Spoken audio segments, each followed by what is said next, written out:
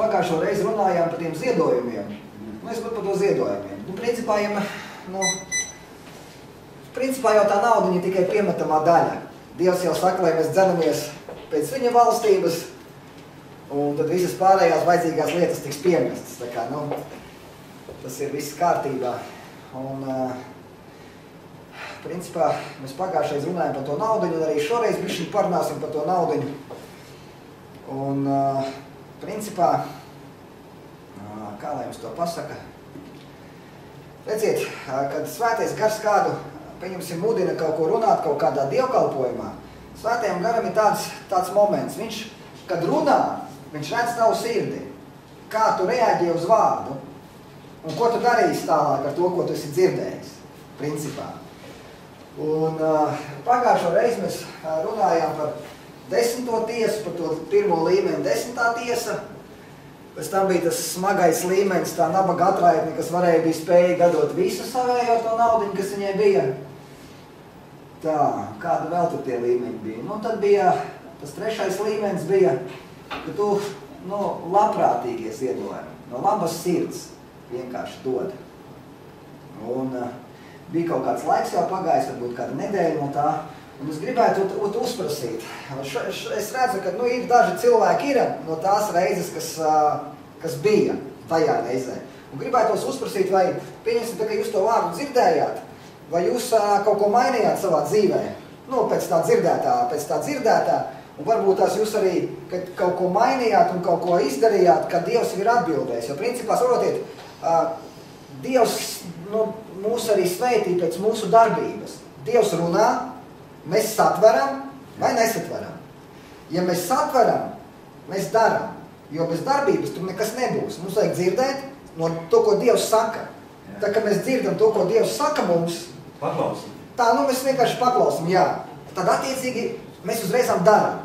Mums jābūt ir darbībai. Ja darbības nav, tad nekas nenotiek. Ja darbības nav, nekas nenotiek. Dievs runā, tu dzirdi, darbības nav, Dievs arī klusē. Ticība bez darbiem nedzīvo. Jā, tāpēc nekas nenotiek. Tāpēc, tad, kad tu dzirdi, tad, kad tu dari, tad ir jāskatās, ko uz tavu darbību atbildēs Dievs.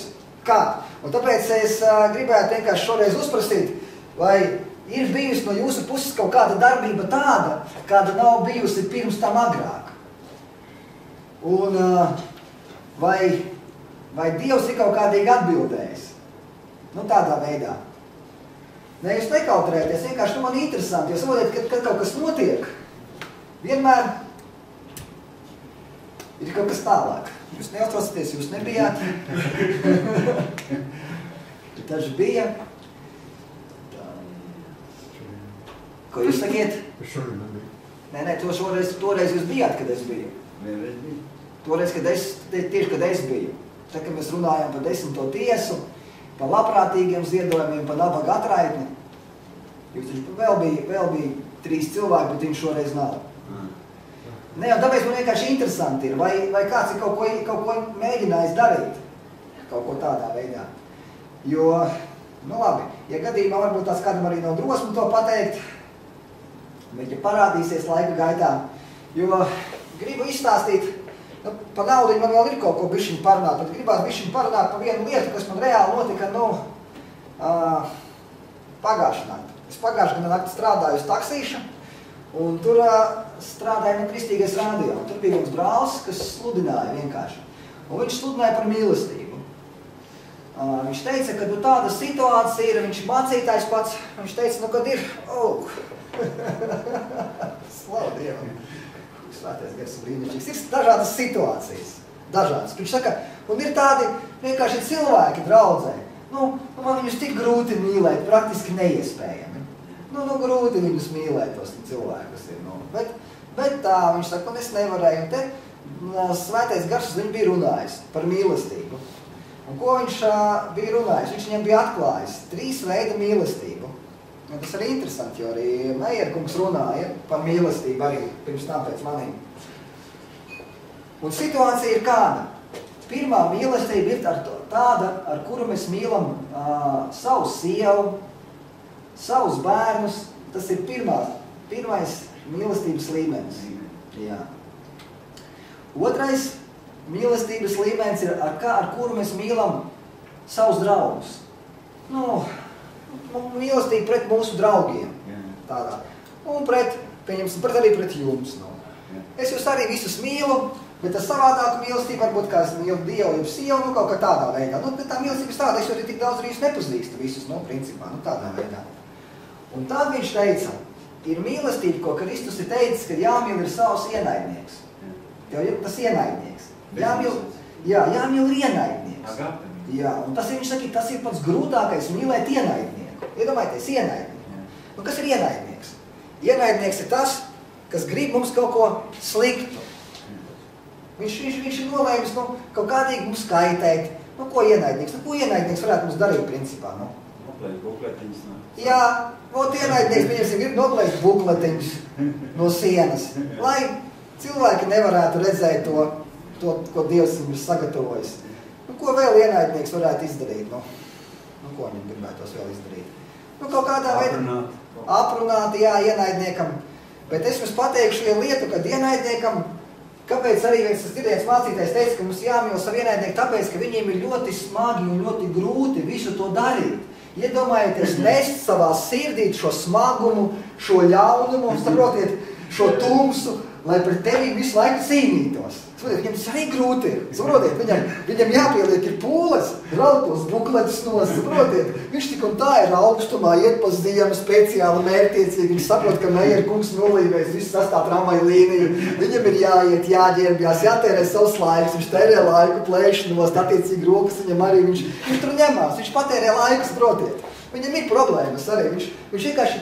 Manām durvīm, jā, viņš staigā līdzi Meijeram pa pēdām, viņš staigā un ņemās un plēš visu nost un kaitē kaut kā. Nu, tur pēc tā kaitniecība. Tāpatās viņš kaut ko dara. Tad nevar pateikt, viņš kaut ko neko nedara. Viņš tērē savu laiku. Viņš varēja savādāk to darīt, kaut kādīgi tērēt, bet viņš tomēr ir nolēmis šo kalpošanu un viņš dara to, saprotiet. Un tikai tāpēc mums viņš ir jāatmīl, saprotiet. Jo viņam arī ir problēmas.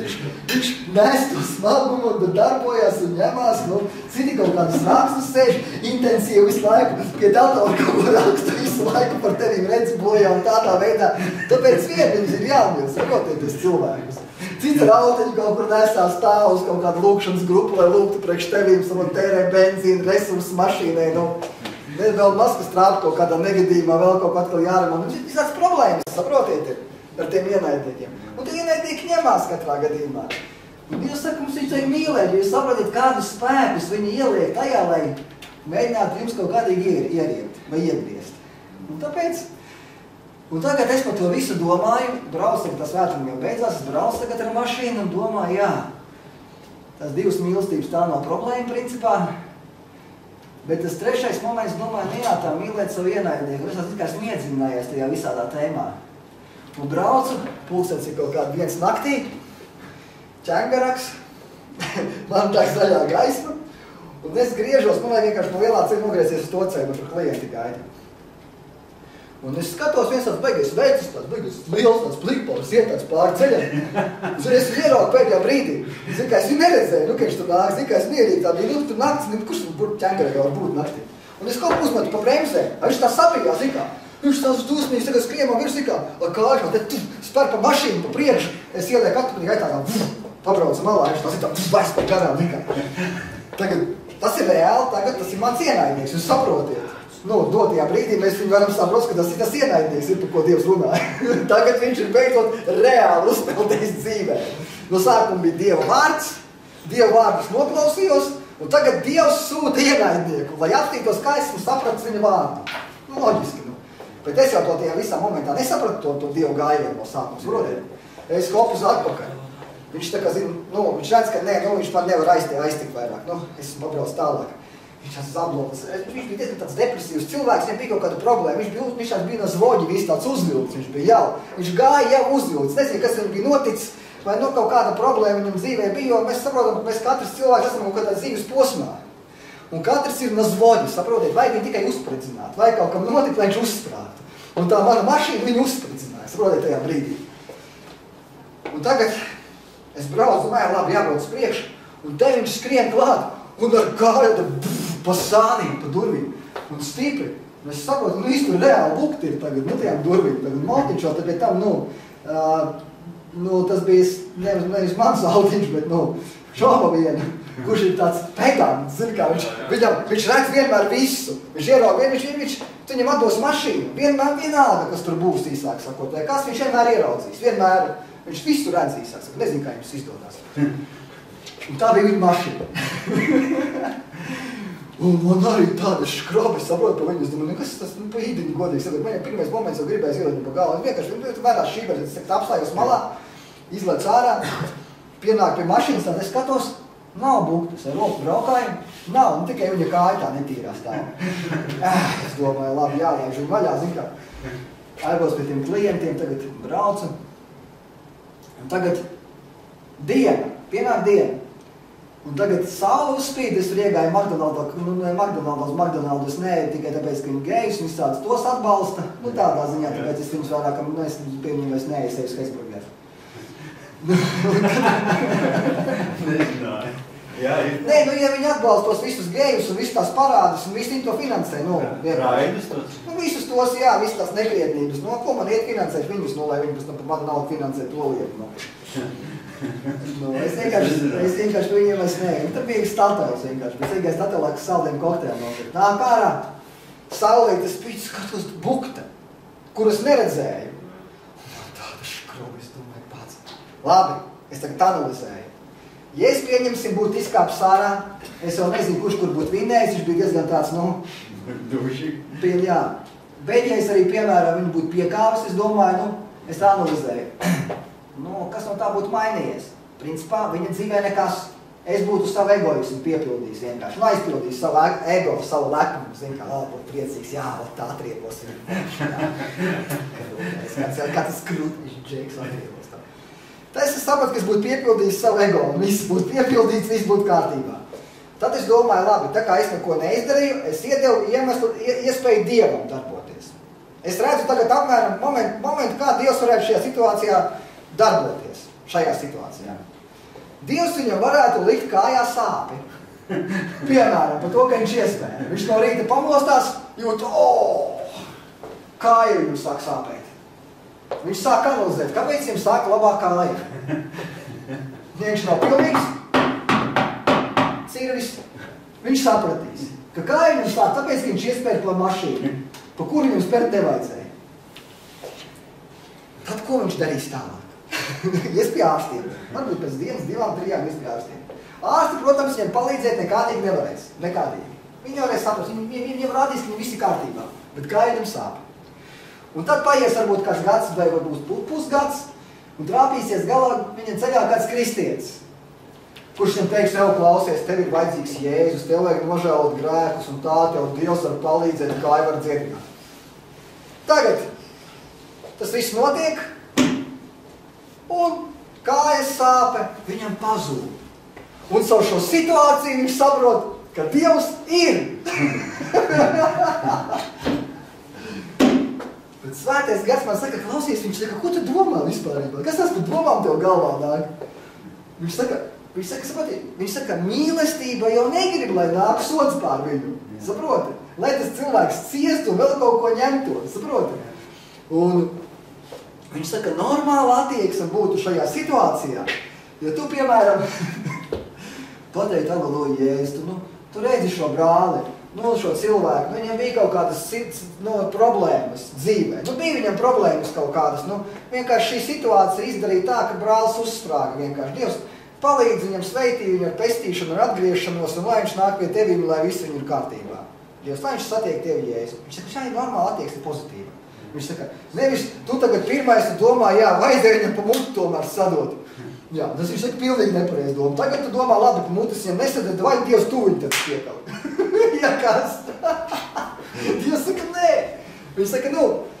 Viņš saka, mīlestība pret ienaidnieku ir. Viņš saka, tu nevēli viņam ļaunu vienkārši, ka tu gribi, lai viņi visi kārtībā. Bet izstāstīšu viņš ir ļoti viens magu liecību, to daudz nevar sagramot.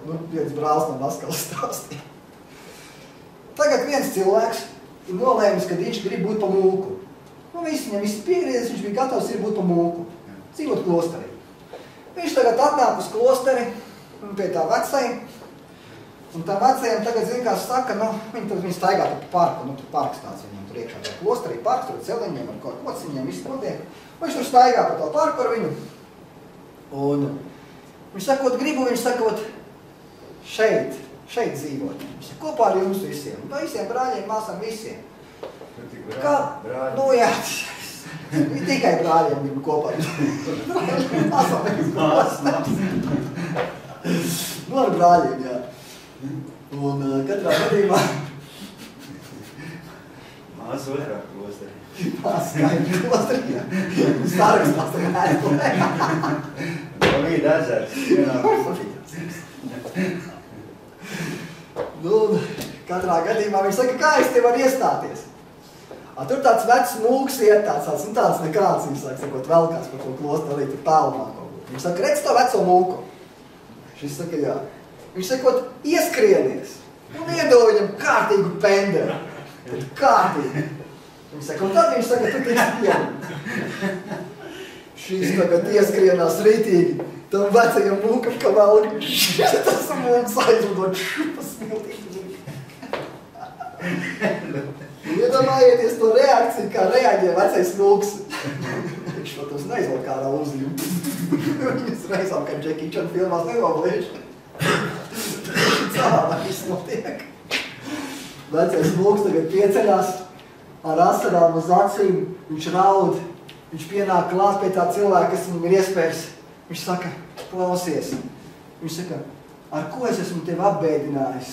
Ko es esmu tev nodarījis pāri, kad, tu tā reaģēji? Viņš saka, ko es esmu tev ļaunu nodarījis? Tas mūks uzreizām saprot, ka viņš varbūt ar savu izskatu vai ar kaut kādu savu darbību ir kaut kādīgi tajā otrā cilvēkā radījis vēlmi vienkārši viņam iedot pa pieeju. Tādā veidā. Un mūks saprot, viņš ir vainīgs. Viņš nav vainīgs tas cilvēks, vainīgs mūks. Un mūks nāk, tā tas stāsts apmēram bija. Kad mums ir tā izdarītu, ļoti bieži, ziniet, tur gribētos momentāli atriepties, jo ziniet, kad iešo tādu, kad esi nevainīgs. Un principā taksometrā, kad tu braukā, gudīgi sakot, visi gandrīz ir tavi ienaidnieki. Principā jā, jo viņiem jau vienalga ir, viņiem tā doma, viņiem ir vienalga. Viņiem galvenais, ko no tevīm vajag, lai tu viņus aizved līdz mājām. Un viss. Un ja viņiem ir slikts garastāvoklis vai kā, viņi noteikti izgāzīs tos tevīm. Negrib maksāt tad? Citreiz viņi negrib maksāt, labi, tas tā. Un es saprotu to, ka Dievs mūs visus liek kaut kādās situācijās. Kaut kādās. Mēs tā kā tur 3 mašīnas braukājam, bet mani Dievs bija pieņemsim katru dienu svētais gars kaut kādīgi runā. Uz manīm, uz jums, vēl uz kādu. Un liek mūs kaut kādās situācijās dzīves, pieņemsim, manu dzīves situāciju šajā Dievs man gribēja parādīt. Kas ir mīlestība? Vienkārši. Un nolika priekšā to tautieti, kas ievilka ar kārtu durvīm. Un lai es tagad apstoties uz šo mikrobuktīti, lai manā sirdī nepaceltos dusmas, bet lai es vienkārši tādā mīlestībā teikt, Dievs, sveitī viņu. Turklāt otram manam brālim, Šauliņam, gāja labāk. Viņa mašīnā toties brauca Zatlers ar sievu. Nedomājies, kāds kontrasts. Man kaut kā tautieši uzbruk, viņam brauc bijušais valsts prezidents. Bet valsts prezidentam ir problēmas. Valsts prezidentam vajag lūgt tagad par bijušo. Viņam ir kaut kāda veselības skaita ir bijusi. Tā, ka viņš bija noparalizēts. Un tagad viņš jau ir uz kājām. Kaut kā dzirdēja. Jā, tagad viņš tāpatās tā nepārāk labi vēl iet. Katrā gadījumā. Un tur arī bija ļoti svētīga saruna. Kā man brālis izstāstīja. Vainars šā? Jā, tur viņam bija tāda situācija. Un katrs Dievs mums liek kaut kādās savās situācijās dzīvē. Kā tur darboties un ko viņš grib mums pateikt. Halleluja. Labi, tas mēs bijām par mīlestību aizķērām, tā to variantu vienkārši. Kāpēc tas tā notiek? Kāpēc es tagad stāstu šo gadījumu? Tas principā nav galīgi neatbilst galīgi tēmai, principā. Jā, tā jau ir kā atbildi, bet mēs runājam tā kā par naudu. Bet tā kā, man godīgi sakot, es neesmu vispār gatavojies, jo man galīgi nav laika gatavoties. Jo es visu laiku esmu aizņemts. Visu laiku Vai nu darbs, ja es nestrādāju, tad es guļu, ja es pamodos, man bērniem jādarbojās, ar kaut ko jādara. Es vispārībā reāli, tā kā es biju bez ģimenes, man bija vienmēr, tad man bija grafiks pavisam savādāk. Es modos standartā 9, lai 10 varētu paēst. Tad, kad es 10 biju, pusdesmitos es varētu paēst, tad, kad es paēdu, es 10, ap 10 gāju ārā. Es dzīvoju tur Baldzērā, tādā foršā rajonā, tur bija tā kā parks, un es tur staigāju, man bija maršruts, apmēram 1,5 stunda maršruts. Un es 1,5 stundu to mežu staigāju, tur slavēju Dievu, vienkārši viņam pateicos un bija superīgi. Pēc tam atnācu mājās, lasīju bībelīti kaut kādu, vienalga, kamēr miegs nāca. Pēc tam gāju atkal gulēt, pēc tam atkal pamodos, atkal lasīju bībelīti, pēc tam paēdu, un man 4 bija treniņš, principā. Un es braucu 4 uz treniņu, pēc treniņa vienmēr bija kaut kāds dievkalpojums vai lūkšanas, es atkal braucu uz mājām. Paēdu un atkal lasu bībelīti. Vienamēr cik daudz laika ar Dievu. Es tagad bībelīti, kad pēdējo reizi esmu paņēmis rokās, varbūt nedēļu atpakaļ. Mošas 5 dienas. Un es jau nevaru palasīt stundu. Es palasu, nezinu, cik man tās 10 minūtes man sanāk. Man nesanāk vairāk. Pieskan viens sīkais, otrs tur, neko nevar izdarīt. Lūkšana vienīgais, cik ir mašīnā. Tur neviena nav, kamēr klientu nav, tikmēr es runāju ar Dievu. Vienkārši tā, kas tur notiek. Un tas ritms galīgi viss ir samainījies. Galīgi viss tā. Un man reāli galīgi nebija nekāda laika atroties neko. Un es pēc svētiem garam saku, es saku, ko tu gribi, ko tu gribētu? Es saku, ko es varu daru vispārībā, ko es varu izdarīt pats. Kā jau es saku, ja svētais gars nerunā, tā laiki mēs tad lieki, te visi sēžam un tusējamies. Vienkārši laika tēriņš. Tev labāk, ja tiešām maliņu pumpēt, nevis tu sēdēt tāpatās, godīgi sakot. Un tas svētais gars teica, uzprasi, viņš saka, tautai, kas ir noticis, pēc tā, ko viņi dzirdēja, vai viņi ir darījuši kaut kādu soli, un uzprasi viņiem to. Un tāpēc es momentāli sapratu, redziet, es braucu to mašīnu, vienkārši skanēju sprediķis pa mīlestību, es vienkārši dzirdēju, man jau nebija kur izmukt, es vienkārši klausījos. Un Dievs uzreizām sūtīja tur to pilsoni. Dievs uzreizām varēja pārbaudīt un parādīt, kā tas praktiski ir. Saprotiet, to sākumu tu dzirdi, pēc tam praktiskais darbs. Un tad ir kļūdu labojums. Saprotiet. Es momentāli redzat, pēc praktiskā darba, kur esat nolaidis greizi, momentāli varētu taisīt kļūdu labojumu. Viss notiek. Un katrā gadījumā par to naudiņu tagad vēl atgriežoties, mēs toreiz aizkārām 3 punktus, bet vēl ir viens punkts. Tāds, ko es aizmirstu pateikt. Tas ir vēl tāda lieta kā pirmais. Tas, ko es pieņemsim daru. Pirmais. Tas ir, ka pirmais, pienākās Dievam. Tāda doma. Un, principā, tie darbi, kur mēs strādājam, ir dažādi.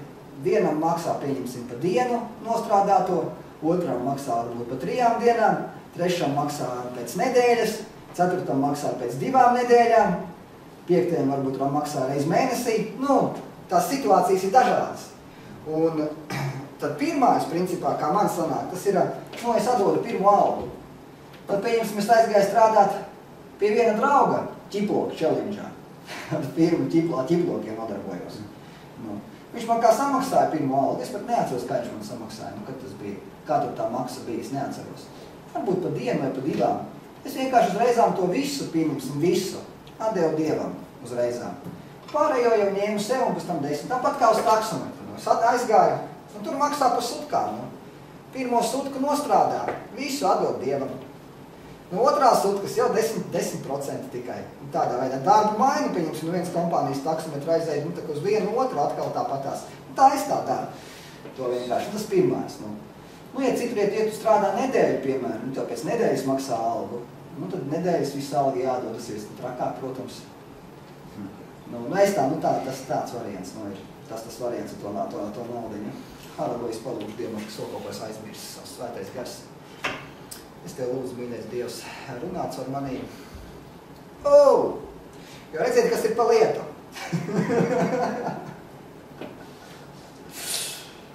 Ziniet, esat bijuši, es zinu, ka esat bijuši daudzās lekcijās. Daudzas prediķis klausījušies un te jebkur, kaut vai skolā.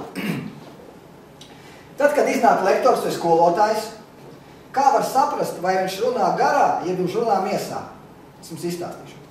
Ja jūs klausaties lekciju, piemēram, un jums pēc kaut kāda neilga laika sākās šitādas te izpausmes. Jūs tā nedarieties, protams, jūs redzat, ka vai tā nevar tā. Es tēlojot, ka jūs liek klausties, un tie sāk, pirmais līmenis jums sāk žāvāties. Otrais līmenis, jūs jūtat, ka jums paliek smagas acis, tā jūs darat šitā.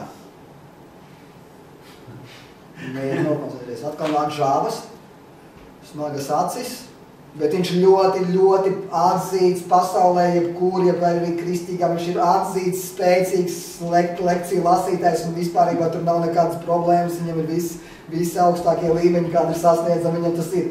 Bet viņu lekcijā, jums notiek šitās izpausmes. Ko tas nozīmē? Es to saucu par intelektuālo sprediķi. No prāta uz prātu. Tāpēc, ka tu esi intelektuālo sprediķi sataisījis kaut kādā veidā, tu esi no kaut kurienes dabūjis, un tu esi viņu iedzinis iekšā savā prātā. Viņu no kaut kurienes paņēmis un iebāzis iekšā savā prātā. Un pēc tam tavs uzdevums ir to, kas ir tavā prātā iekšā. Iespiest citu prātos. Iebāzt iekšā to visu tur. Un pēc iespējas ātrāk. Un tad jūs sākat viņus presingot. Hajā, jo jums viņš vajag tomēr no tās lapiņas, kas tur ir, dabūt ātri visu iekšā. Iziet cauri tam visam. Visu ir tauta jārā. Un tāpēc, ka tas nāk no mana prāta, intelektuālais sprediķis, viņu var satvert tikai ar prātu. Tikai. Un tāpēc jūsu prāts sāk fokusēties uz manīm. Ko es tur saku? Un līdz ar to prāts ar laiku nogurst. Viņš nogurst. Saprāt, prāts vienkārši nogurst. Un tikko kā prāts sāk nogurst, sākās. Un acis sāk krist ciet. Jo prāts vienkārši ir safokusējies uz to, ko es stāstu. Bet ir vēl otrs sprediķis līmenis. No gara uz garu. Tā, kad tev līst ārā no gara, tu vispār, tas nav no prāta. Viņš vienkārši līst ārā un līst. Viņu ar prātu satvert nevar. Tas nav iespējams. Jo tas līst no gara garā. Un tu vari sēdēt stundu, 2, 3, acis lielas. Jo pagāja. Man bija, kad es skolā, izstāstīšu, bija tāds laiks, kad es tur braukāju pa skolām un narkotika profilakses programmu. Bija tāda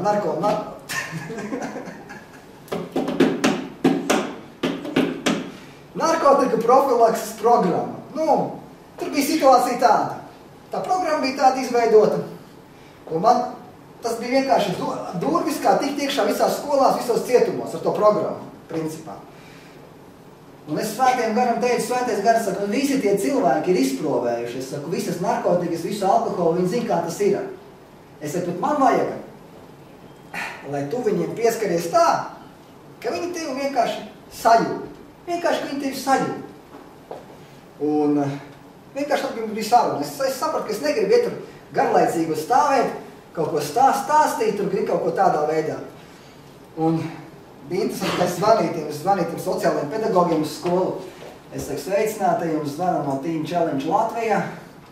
Izaicinājums jaunatnē tulkojumā. Vai jūs man ielaist iekšā, es saku, ar narkotiku profilakses programmu. Viņi saka, cik gara? Es saku, cietumos 1,5 stunda, šeit ir vienas mācības stundas garumā, tur 40 minūtes. Vai, cienītais lektor, jūs tak viņus nenoturēsiet.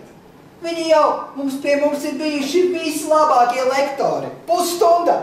Visi ceļās iet projām. Vienkārši. Un tagad tāds līmenis ir skolā, ka var pasūtīt skolotāju, aiziet ārā, uzpīpēt mierīgi, zin kā, pēc tam atnākt atpakaļ, apsēsties un turpināt tālāk kontrolu darbu. Apmēram ir skolās tāds līmenis, vai nav, kā jums ir tie vakar, ne? Ir tā, jā. Ja tu raksti kontrolu darbu, tu sajūti, ka tev atnāk īziņi, ka čoms saka, jau klausies zālīt, ir visi kārtībā. Vai pēc 5 minūtēm lejā.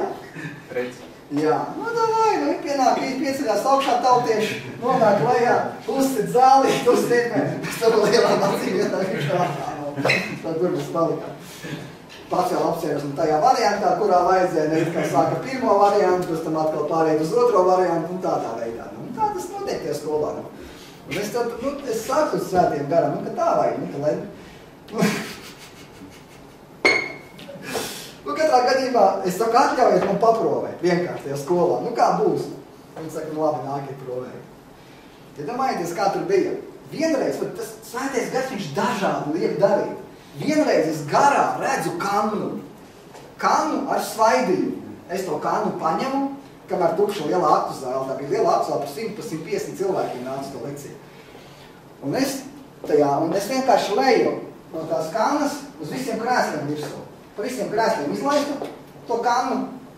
Un tagad man rokā ir sērkociņš. Es gaidu, lai viss sasēžās. Sērkociņš vienkārši ir vārds. Kā es teikšu vārdu, tā lidos sērkociņš tik filmās un kritīs iekšā uz svaidījuma un notiks sprādziens uzreizām. Un iedomājieties, tur bija tādi sprādzieni, kad cilvēki vienkārši, vienreiz bija tā, es stāvu, tas bija 45. vidusskola, vienkārši stāvu gaidījus. Viens nāk iekšā, daiet līdz 3. rindai, vienkārši sāk smieties, paniski smējās, nogāžās gar zemi, guļ un smējās. Nākošais pienāk līdz 5. rindai, arī sāk smieties. Vai es vienkārši stāvu, tāpat kā tagad, vienkārši Dievu garš tik spēcīgi viņiem pieskārās. Visi smējās, visi skolotāji nesaprašanā. Vienkārši kas notiek. Principā, tās lekcijas gāja tā. 40 minūtes, visi sēž, smējās vai raud, visā momenti bija. Tajā visā momentā. Paiet 40 minūtes zvans, visi sēž, sastīmuši. Es saku, beidzās lekcija. Vēl ir starpbrīdis, runā. Noiet starpbrīdis atkal, Es saku, tagad vīri esat taču uz nākošo stundu. Cilvēki, kas pa lietu? Skolotāji. Visi skolotāji nav priecīgi. Visi bērni, visi jaunieši, visi priecīgi. Skolotāji dusmīgi. Jo tas tādā formātā, kā grib skolotāji iebarot bērniem šito materiālu, kas viņiem ir. Bērniem vienkārši negribās tādā formātā iebarot, pieņemt to materiālu, kas smagi, jo bērni, jauniešiem, viņiem bišķiņ savādāks līmenis ir. Bišķiņ savādāks līmenis. Saprot, kādā viņiem vajadzētu to pasniegt. Bet galvenais ir paņemt to materiālu un iebarot viņiem tādā veidā, kā viņiem tas ir pieņemams, saprotiet. Un tāpēc, ja priekš tā ir vajadzīgs lektors Alberts Frankensteins no Frankfurtas, tad arī tā nav problēma. Es vēl jūs neprotu, ko esat runājat. Mums lekcijās bija visādi cilvēki. Tur bija visdažādākie cilvēki. Tur bija pārdabiski. Vienkārši viens cilvēks bija. Iedomājieties, es viņu uz ielas satiku. Milzīgs, izspūnis, vai šitāds te izspūnis. Pilnīgi. Priekšā zobu nav. Nagi tādi tik te gari. Skats viņam bija šausmīgs to brīdi. Netīšos.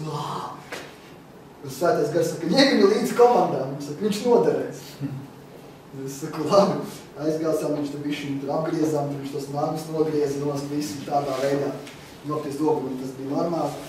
Un vienkārši, Dievs tādus cilvēkus lietoja. Pie tām, tās sapulces jau bija ārpusē, jo tas nebija visi skolās, bija citā līmenī.